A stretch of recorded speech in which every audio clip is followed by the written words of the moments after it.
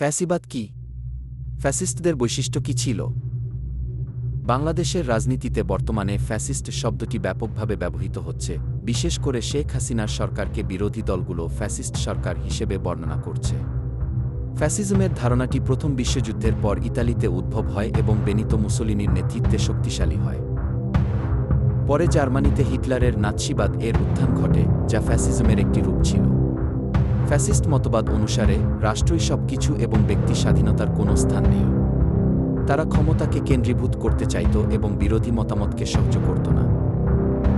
Fascist শাসন ব্যবস্থায় সেনাবাহিনীকে অগ্রাধিকার দেওয়া, মানবাধিকার হরণ করা, গণমাধ্যম নিয়ন্ত্রণ করা এবং নির্বাচনে কারচুপি করা অন্যতম বৈশিষ্ট্য ছিল। এছাড়াও ফ্যাসিস্টরা সাধারণত বড় জনসমাবেশের মাধ্যমে নিজেদের শক্তি প্রদর্শন করত এবং সব ক্ষমতা এক ব্যক্তির হাতে কেন্দ্রীভূত হতো। তারা তরুণদের উজ্জীবিত করার চেষ্টা করত এবং জনগণের অসন্তোষের জন্য কাউকে না কাউকে দায়ী করত, যেমন অভিবাসী বা মার্ক্সবাদীদের উপর দোষ চাপানো হতো।